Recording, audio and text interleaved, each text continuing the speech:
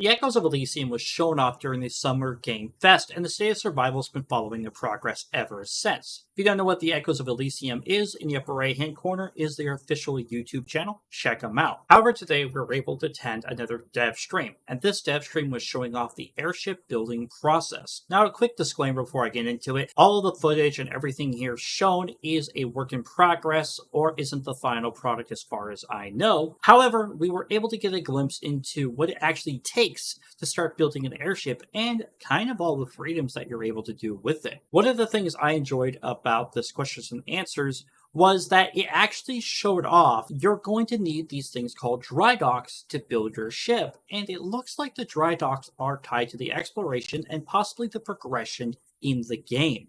What I mean by this is that the size of your dry dock actually limits how big of a ship you can actually build, and the bigger the dry dock, the bigger the ship you can build actually will be, which is a really cool mechanic and a great way, in my eyes, to make exploration a more promising and rewarding venture, but don't let that limit your imagination when it comes to your airships. What is cool about this airship demonstration building so far is that it looks like you can kind of build whatever you want. What's really neat is that the community manager pointed out that someone submitted some fan artwork of a ship that could possibly be built inside of the Echoes of Elysium.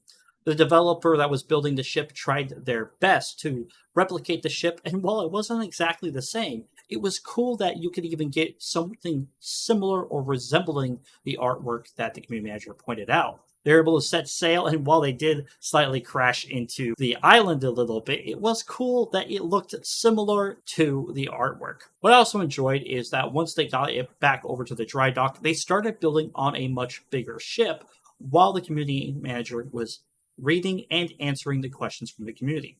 Here are some of the questions I asked, and here are some of the answers I got. That's fun. So that's a good question. I think if correct me if I'm wrong, Garrick, but if you were to go back and delete that first piece that you placed, it doesn't delete the whole ship. So like once you get the first piece down, I think your ship is good to go. Oh, yeah. Ta-da! That was the first piece. Either that or this one. Just delete them both just to be sure. Yep. There you go. Ship is still going, but that first piece is where you start your framework from. For right now, everything's very functional. There's been, I think the only fully cosmetic piece that we've played around with is there's sides of the ship that are sort of made of cloth instead of wood, and the light comes through them a little bit. They look really cool. But other than that, I think everything's pretty functional. As a community manager, I know that that's going to be some of the first things that people ask for, and I'm very excited to deliver that feedback when y'all have it. But I think for right now, we're mostly just focusing on making sure the gameplay is really fun, and then we can maybe add some of the more creative and customizable stuff as we go. Oh yeah, the lamps. Yeah, those are functional because they produce light, but they're super pretty, and they hang from the roof of the ship. So as you steer, they'll actually sway and move around, same as the hammock. It's really cool. That's a good question though about damage appearing on the ship. We're actually our concept artist just kind of mocked up what it's going to look like. You will be able to see damage on your ship. We're still figuring out exactly what it's going to look like, but yeah, and it should work with enemy ships too. So it's really satisfying, hopefully, to see the damage that you're taking and that you're dealing to enemy ships. Yeah. So right now in our menus, you can totally adjust down all of the build cost. It's completely customizable. I think that's pretty standard for survival games to have that. I can't say with 100% certainty, but I would seriously doubt that we would remove that functionality from players because it's something that already exists in the game. So if people want to just go in and build the coolest ship that they can, you could totally just set all build cost to 0 and do something similar to what Garrick's doing here. Oh, here we got a question.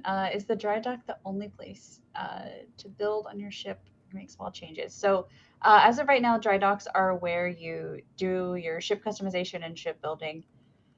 But like I mentioned, we're still kind of balancing those sort of things.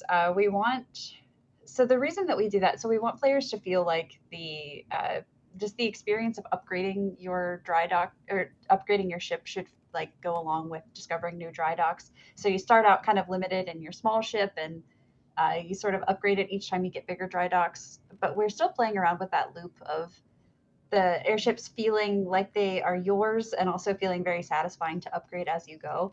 So definitely still playing around with that, and we're really excited to get feedback once we start playtests. Yeah, there are certain pieces that we have right now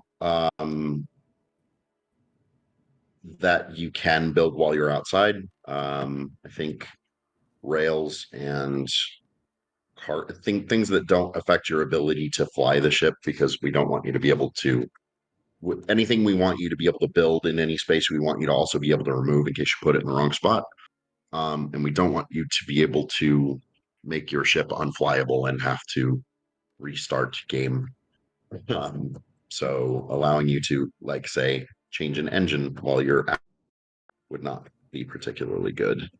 That's a good point. Like on foot or free cam in the dry dock would be cool. I'm trying to. I think in our earlier builds, the camera would actually break from the player, and you would sort of build. But it was much more creative, and it was for us to play around with the pieces.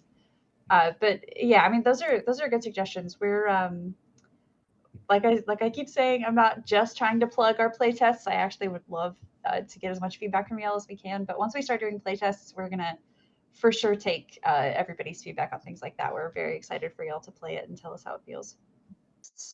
If you're interested in playtesting, I totally recommend that you go to our site, which I'll drop the link in the chat right now. I think that should be it. Yeah, it didn't make a link for some reason.